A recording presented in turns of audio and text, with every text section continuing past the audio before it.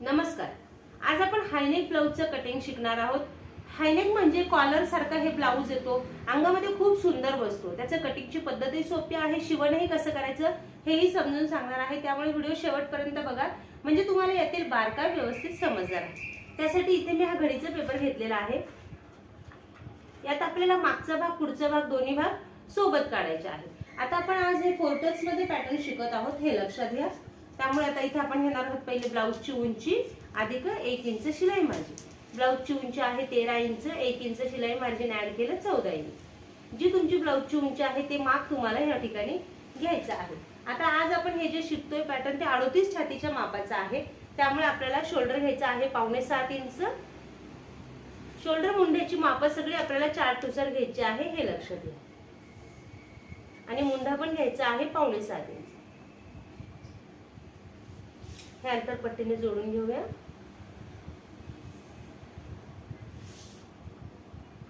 त्यानंतर आपल्याला इथे घ्यायचं आहे छातीचा चौथा भाग अधिक 2 इंच शिलाई मार्जिन.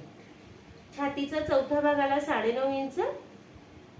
यात आपण 2 इंच शिलाई मार्जिन ऍड केलं.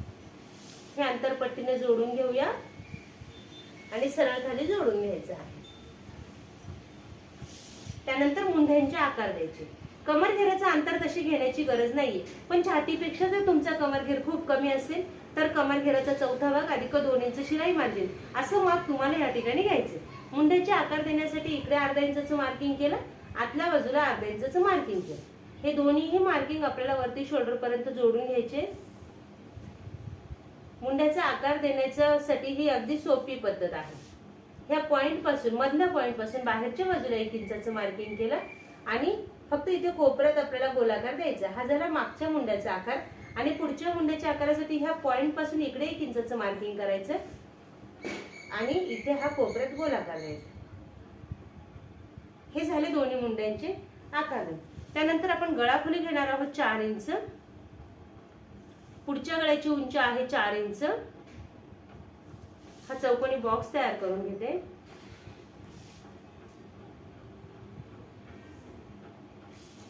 आता आपल्याला हे हायनेक साठी कसं करायचं ते आपण पहिले खालचं आखून घेऊया आणि मग हायनेकचं आपण कटिंग शिकूया.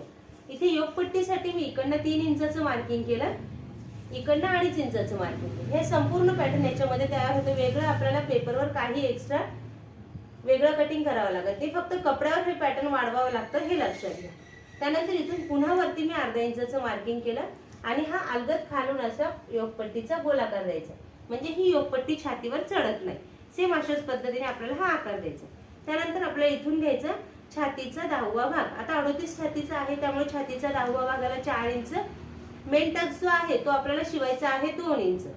उभा आपण 2 इंच शिवणार आहोत आणि आडवा आपण हा 1 इंच शिवणार आहोत, हे लक्षात घ्या. उभा 2 इंच आणि आडवा 1 इंच.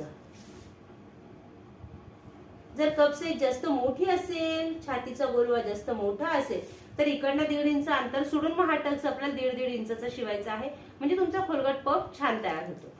त्यानंतर ह्या पॉइंट पासून इकडे 1.5 इंचाचं मार्किंग केलं काज बटन पट्टीच्या बाजूला.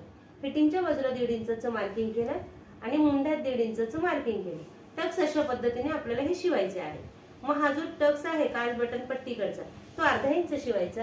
फिटिंगचा टक्स जो आहे तो आपल्याला 5 इंच शिवायचा आहे आणि मुंड्यातला टक्स पण आपण 5 इंच शिवणार आहोत. हे अशा पद्धतीने ह्या टक्सचं शिवण करायचं. त्यानंतर हायनेक साठी काय करायचं, जे आपण हे गळा खोलीचं अंतर घेतलेलं आहे त्याचे निम्म अंतर करायचं. हे झालं 4 इंच. आणि वरती आता हे जे अंतर आहे हेच वरती अंतर घ्यायचं अर्धा इंच वाढून 4.5 इंच हे माप टाकायचं. गळा खोलीचं जे अंतर टाकलं त्यापेक्षा अर्धा इंचाने का घ्यायचं, कारण वरती जॉईंट साठी आपल्याला हे अंतर लागत असतं. हे 4.5 इंचाचं वरती हे अंतर वाढून घेतलेलं आहे. मग त्यानंतर इकडे 2 इंच इथे मध्य गेलं ह्या अंतराचं. हे अंतर पट्टीने जोडून घेते आणि मग इथे कोपऱ्यात आपल्याला गळ्याला आकार द्यायचा. मग तुम्ही गळा इथे पंचकोनी करू शकतात, मटका आकार देऊ शकतात, गोल गळा बनवू शकतात. तुमच्या आवडीनुसार इथे गळ्यांचे आकार तुम्ही घेऊ शकता. ह्या भागाला जर कॅनव्हास टाकलं तर ब्लाऊज अंगामध्ये खूप छान बसतं. कॅनव्हास टाकूनही शिवू शकतात, बिना कॅनव्हासही शिवू शकतात. पण हा मागच्या बाजूला हे कॉलर सारखा हा भाग तयार होतो त्यामुळे शक्यतो कॅनव्हास टाका, म्हणजे ब्लाऊज कॉलर जी आहे ब्लाऊजची अगदी परफेक्ट आणि छान बसेल. सेम कॉलरच्या ब्लाऊज प्रमाणेच याचं हे लुक येतं, हे लक्षात ठेवा. आता ह्या ब्लाऊजला शोल्डर उतार देताना आपल्याला मुंड्याकडे शोल्डर उतार द्यायचा आहे. ज्यावेळेस आपण बोटनेक ब्लाऊज शिवतो तेव्हा शोल्डर उतार देताना आपल्याला इकडे द्यायचा आहे, आणि ज्यावेळेस आपण मोठे गळे शिवतो त्यावेळेस शोल्डर उतार आपल्याला द्यायचा आहे गळ्याच्या बाजूकडे. ही एक सोपी ट्रिक आहे, त्यानुसार तुमचं ब्लाऊज अगदी छान बसेल, हे लक्षात घ्या. मुंड्याचा आकार कट करून घेऊया.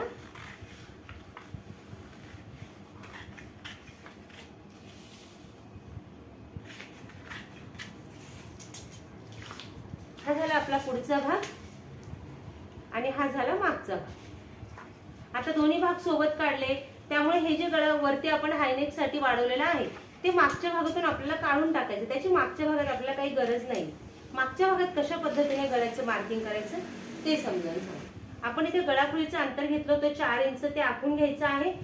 त्यानंतर मागचा गळा नाही घेतला तरी चालेल किंवा 1 इंचाचा घेतला तरी चालेल, तुमच्या आवडीनुसार आहे. तुम्हाला कॉलर जास्त उंच आवडत असेल तर हे 1 इंचाचा गळा घेऊ नका, डायरेक्ट तुम्ही कॉलर मागच्या भागाला जोडली तरी चालेल. आणि इथे कोपऱ्यात आकार दिला म्हणजे आपली जो हायनेक आहे तो बरोबर या ठिकाणी जोडला तो, आणि इथे मध्यभागी त्याचा जॉईंट येतो. मागचा टक शिवताना आपण आडवा 4.5 इंचाचा शिवणार आहोत आणि उभा टक्स 5 इंचाचा घ्यायचा.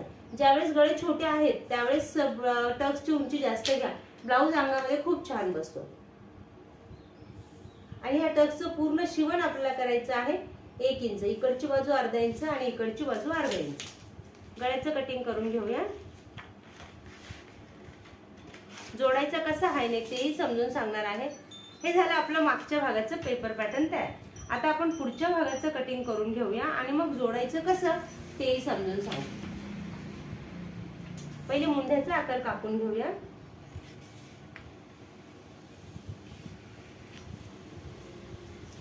गळ्याचा आकार कापूया.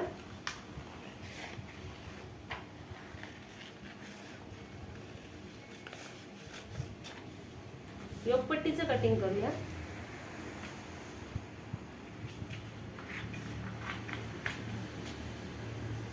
हे झालं आपलं ब्लाऊजचं संपूर्ण कटिंग तयार. हा झाला मागचा भाग, हा झाला पुढचा भाग. हे पॅटर्न ज्यावेळेस आपल्याला कपड्यावर कटिंग करायचं, मात्र हे कपड्यावर कटिंग वाढवायचं आहे, हे विसरायचं नाही.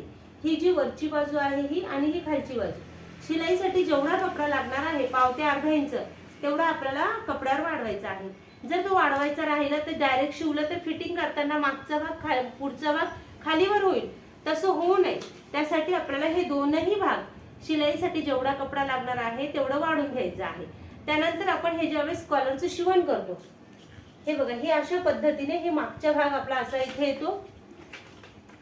जोडली कशी जाते हे समजावून सांगते. हे अशा पद्धतीने आपलं पॅटर्न येतं. हा भाग झाला. आणि ज्यावेळेस आपण हे एक बाजू झाली आणि इकडची दुसरी बाजू असणार आहे कपड्यावर, ज्यावेळेस आपलं कटिंग तयार होईल ही कॉलर ही अशा पद्धतीने जोडली जाते ब्लाऊजला. हे बघा मागच्या बाजूला, आणि सुंदर हा असा गळा तयार होतो. आणि जो जॉईंट आहे तो आपल्या तिकडच्या बाजूने जो येणार तो बरोबर सेंटरला येतो. उलट कपडा करून आपल्याला तो जॉईंट द्यायचा आहे, म्हणजे शिवण पण आपला दिसत नाही. आणि कॅनव्हास टाकल्यामुळे हा भाग बरोबर कडक राहतो आणि गळा अंगामध्ये खूप सुंदर बसतो, हे लक्षात घ्या. सेम अशाच पद्धतीने संपूर्ण ब्लाऊजचं कटिंग करा. याला तुबा स्लीवलेस मध्ये शिवू शकतात किंवा तुम्ही बाही पण लावू शकतात. सगळ्या प्रकारच्या बाह्यांचे व्हिडिओ आपल्या युट्यूबला अपलोड आहेत, त्यानुसार तुम्ही ब्लाऊजला बाही लावा आणि तुमच्या मापाचं सुंदर असं ब्लाऊज शिवा. धन्यवाद.